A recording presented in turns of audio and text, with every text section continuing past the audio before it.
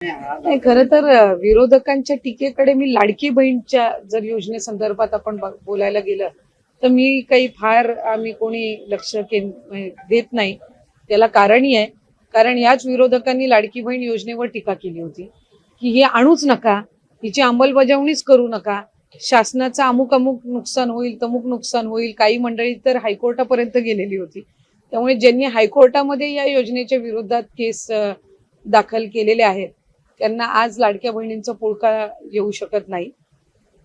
खरं तर राज्याचे मुख्यमंत्री आदरणीय देवेंद्र फडणवीस साहेब असतील, ज्यांच्या मुख्यमंत्री पदाच्या कार्यकाळामध्ये ही योजना सुरू झाली, ते राज्याचे उपमुख्यमंत्री एकनाथ शिंदे साहेब असतील, स्वर्गीय दादा असतील आणि आता सुनेत्रा काकी असतील, यांच्या मार्गदर्शनाखाली आम्ही महायुतीच्या सरकारच्या अंतर्गत लाडकी बहीण योजना ही अशीच अविरतपणे महिलांसाठी, माता भगिनींसाठी सुरू ठेवणार आहोत. अधिकाधिक उलटर या यंदाच्या अधिवेशनामध्ये महाराष्ट्र राज्याने कृषी विभागाने पहिलं महिला शेतकऱ्यांसाठीचं धोरण आणलं. त्याच्याकडे सुद्धा आम्ही अधिकाधिक महिला शेतकऱ्यांपर्यंत त्या निमित्ताने पोहोचण्याचा प्रयत्न करत आहोत. लखपती दिदी असेल, अशा अनेक योजना आहेत ज्याच्यातून महिलांना अधिकाधिक सक्षम करण्याचा आमचा मानस आहे, प्रयत्न आहे. त्यामुळे जशी लाडकी बहीण योजना आहे तशीच महिलांसाठी, महिला शेतकरी भगिनींसाठी ही नवीन जे कृषी धोरण आणलेलं आहे महिलांसाठीचं, ते सुद्धा तितकंच उपयुक्त ठरणार आहे. आणि महायुतीचं सरकार म्हणून आम्ही सकारात्मक लोकांच्या प्रतीच्या ज्या बाबी आहेत त्याच्याकडे जास्ती लक्ष केंद्रित करत असतो. त्यामुळे टीका या होत राहणार. ज्यावेळेला आपण काम चांगलं करत असतो, लोकांपर्यंत पोहोचत असतो, त्यावेळेला सरकारवर टीका होणं स्वाभाविक आहे आणि विरोधक म्हटल्यावर ते टीका करणारच.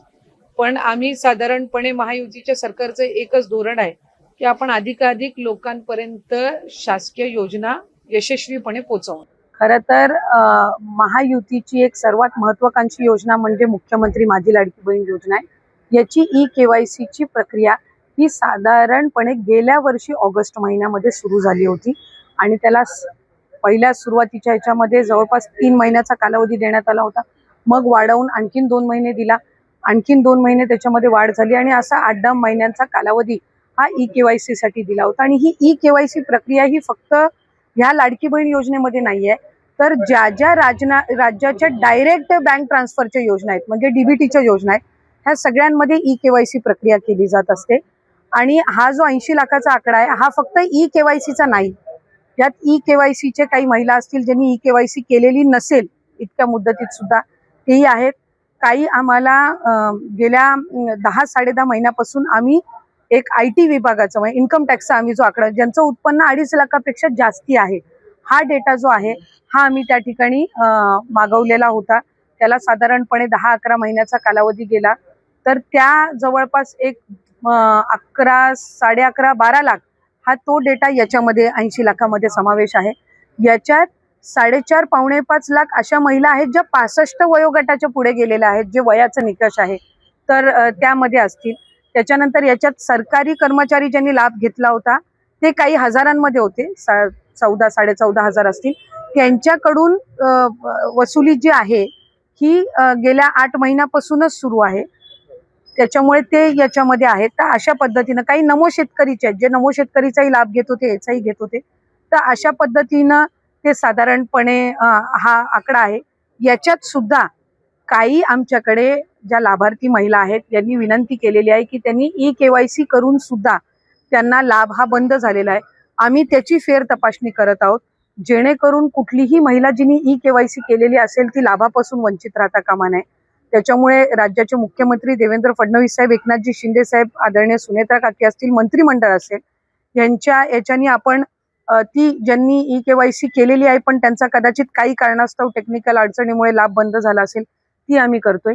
काही अशा आहेत ज्यांनी संजय गांधी निराधार योजना आणि लाडकी बहीण योजना ह्या दोन्ही मधून जे लाभ घेत होते ते छाननीमध्ये कट झालेले आहेत.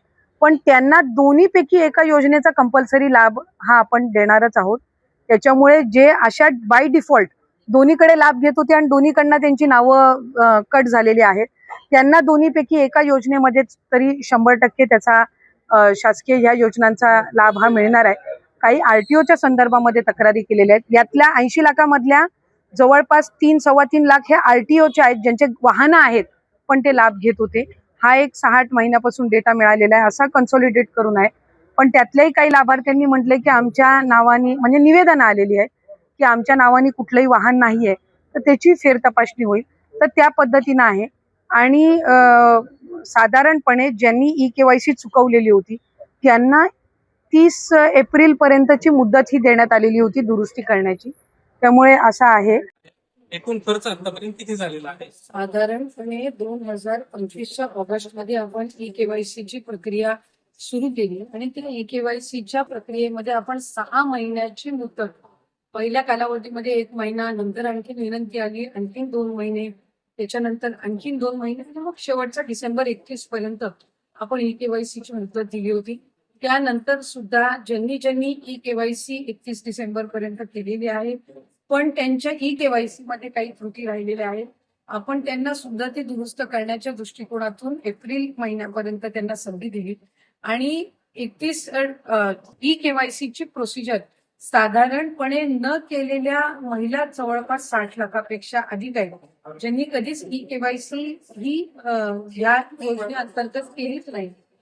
त्यानंतर इन्कम टॅक्सचा जो डेटा आहे तो साधारणपणे 5 लाख आणि त्याच्यानंतर ई-केवायसी करत असताना आणखीन 9.5-10 लाखाचा जो डेटा आहे तो त्याच्यामध्ये त्यांचं जे आर्थिक उत्पन्न आहे त्यांच्या घरातल्या म्हणजे पतीचं असेल किंवा वडिलांचं असेल हे त्या ठिकाणी ई-केवायसी मध्ये आढळून आलं. अशी साधारणपणे एक 14-15 लाखाची त्या ठिकाणी संख्या आहे ज्यांच्याकडे वाहनं होती आणि वाहनांमुळे त्या ठिकाणी त्यांनी अर्ज भरलेले होते, पण तरी वाहनं त्यांच्या नावाने असल्यामुळे असा काही 4.5-5 लाखाचा डेटा आहे. आणि त्यामुळे ज्यांना वारंवार संधी देऊन सुद्धा ई-केवायसी ची प्रक्रिया झाली नाही त्यांना त्या ठिकाणी योजनेचा लाभ आणि जे काही नियम आणि निकष ठेवलेले होते त्यानुसार या योजनेचा लाभाच्या दृष्टिकोनातून सरकारने त्या ठिकाणी निर्णय घेतला आणि कुठलीही पात्र महिला ज्यांनी ई-केवायसी ची प्रोसिजर केलेली आहे आणि तरी सुद्धा तिला त्या ठिकाणी लाभ मिळत नाहीये, अशा पद्धतीचा कुठल्याही पात्र महिलेवर अन्याय किंवा त्या लाभार्थीवर अन्याय हा विभाग म्हणून किंवा शासन म्हणून केला जाणार नाही. आमच्याकडे काही तक्रारी किंवा काही त्या ठिकाणी निवेदनं प्राप्त झालेली आहेत की त्यांनी ई-केवायसी ची प्रोसिजर केली होती पण तरी सुद्धा त्यांना लाभ मिळत नाहीये. अशा प्रोसिजर ह्या ज्या आहेत त्या आम्ही क्रॉस व्हेरीफाय करतोय. ज्यांनी संजय गांधी निराधार योजना आणि लाडकी बहीण योजना दोन्हीचे अर्ज भरलेले होते आणि दोन्हीकडूनही त्यांना जर लाभ मिळत नसेल तर त्यांना दोन्हीपैकी एका तरी योजनेचा लाभ हा देण्याच्या दृष्टिकोनातून सुद्धा जे काही क्रॉस व्हेरिफिकेशन आहे ते सुरू आहे.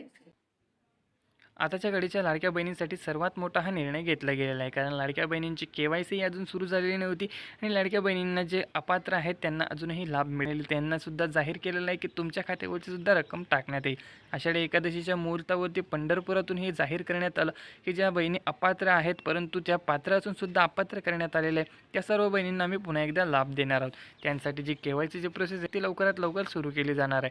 राहिला तुमचा हप्त्याचा, तर जून महिन्याचा हप्ता लाडक्या बहिणींच्या खात्यामध्ये वितरणाला सुरुवात झाली होती आणि सर्व लाडक्या बहिणींच्या खात्यामध्ये हे पैसे सुद्धा जमा झाले.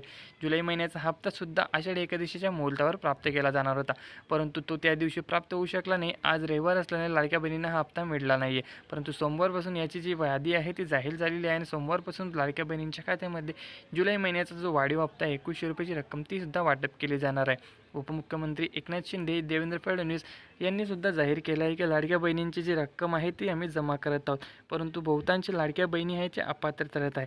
काल झालेल्या बैठकीमध्ये आदित्य तटकरे यांनी सुद्धा स्पष्टपणे सांगितले की बहुतेक लाडक्या बहिणी अपात्र ठरल्या आहे, परंतु त्यांनी केवायसी केली नाही अशा ज्या बहिणी आहेत त्यांचा आकडा 80 लाखापेक्षा जास्त आहे. याच कारणाने त्यांना पुन्हा एकदा या योजनेमध्ये आणण्यासाठी केवायसीची प्रोसेस सुरू करावी लागेल, कारण बहुतांश लाडक्या बहिणी पात्र असून सुद्धा त्यांना लाभ मिळत नाही. याच कारणाने सरकारने मोठा निर्णय घेतलेला आहे आणि केवायसीची प्रोसेस सुरू होऊन लाडक्या बहिणींना जुलै महिन्याचा सुद्धा हप्ता वितरित होत आहे.